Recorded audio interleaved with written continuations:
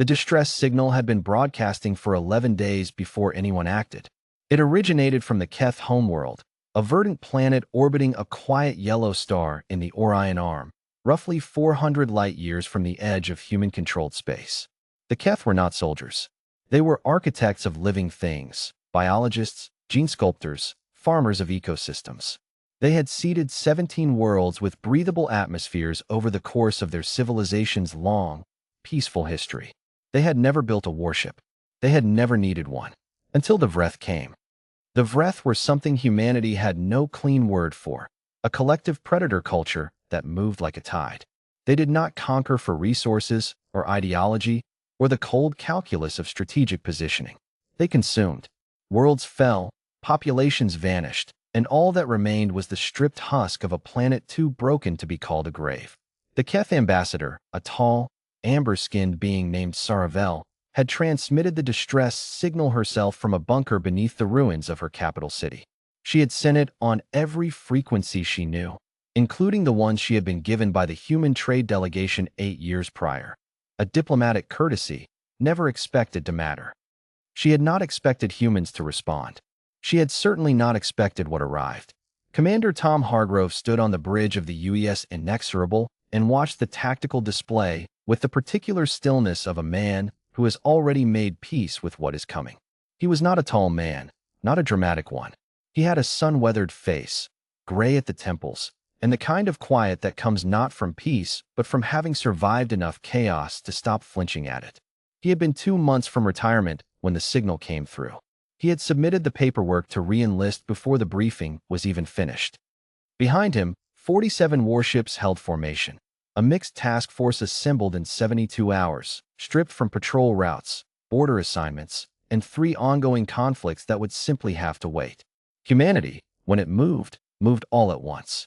"Contact in 4 minutes," said Lieutenant Emma Vasquez from the navigation console, her voice precise and unhurried.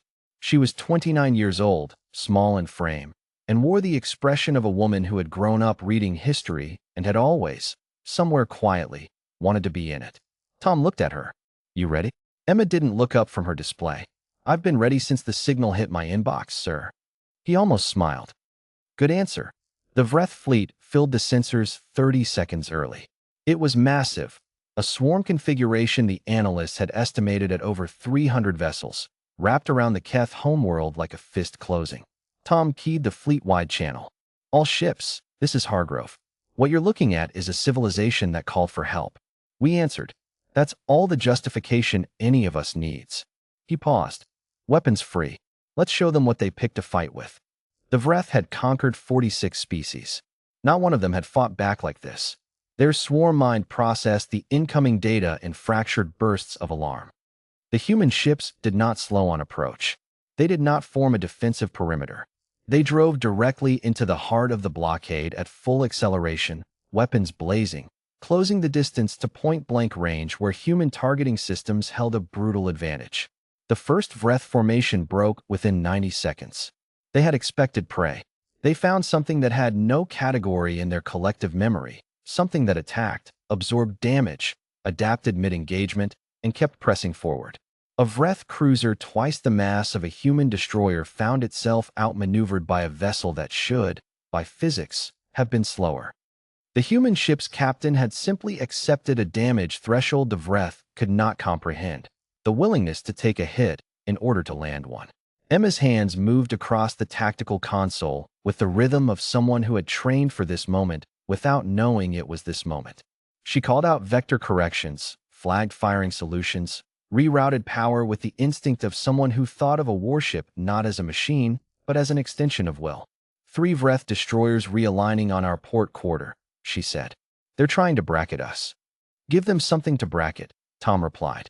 Emma understood immediately. She brought the Inexorable into a tight roll, presenting their forward arc to 2 of the 3 ships at once, and let the main battery speak.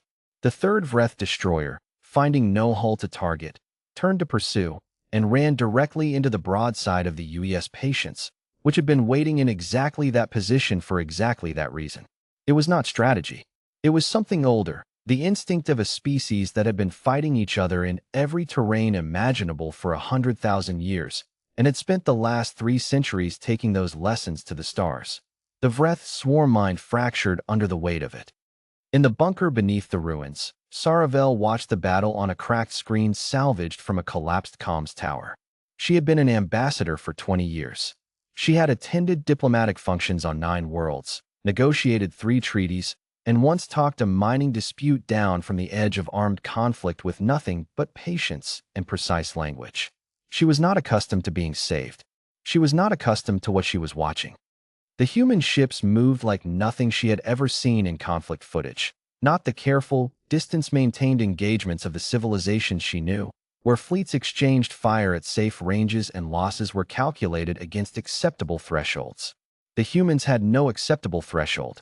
They were inside the Vreth formation, hull to hull, trading fire at ranges where the distinction between a weapon and a battering ram became academic. One of her aides, a young Keth named Pier who had never left the homeworld before the siege began, stared at the screen with his amber eyes wide. "They are not afraid," Pier said. Saravel was quiet for a moment. "No," she said at last. "I do not think that is it."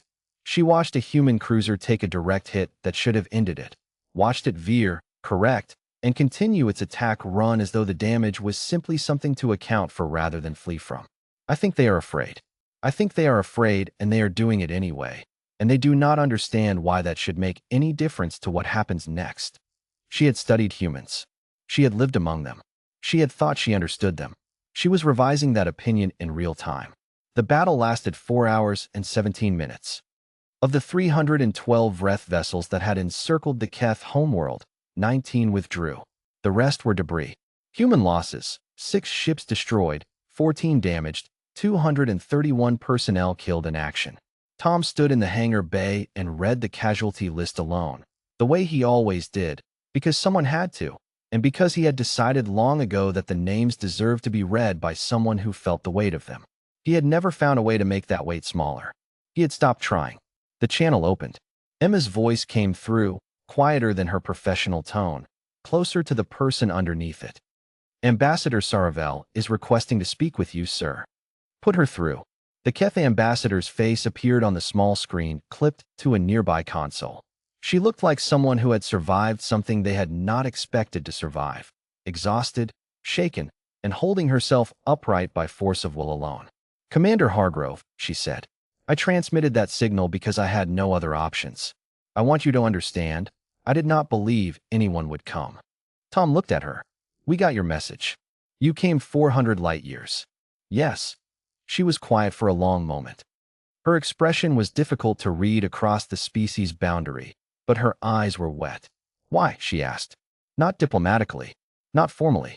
The question of someone who genuinely did not understand. Tom considered the question. It deserved a real answer. "Because you asked," he said finally. "Because you were in trouble, and you sent a signal, and we heard it. That's how it works." Saravel looked at him for a long time. "Among my people," she said slowly, "there is a concept. It is difficult to translate. It means approximately the willingness to pay a price that was never owed." She paused. "I will remember this, Commander. My people will remember this." Tom nodded once. "Tell them we said hello." The Vreth did not return to Keth space. They had consumed 46 civilizations. They had learned, in 4 hours and 17 minutes, that the 47th call for help had been answered by something they had no framework to understand. A species that treated the suffering of strangers as a personal matter. They had records of every species they had ever encountered. They added a new notation beside the entry for humanity. It said only, "Do not approach. Do not provoke. Do not engage." And somewhere in the archive, a junior analyst added a line of their own, unsanctioned, because they had watched the battle footage 40 times and still could not explain what they had seen. They came when called. They always come when called.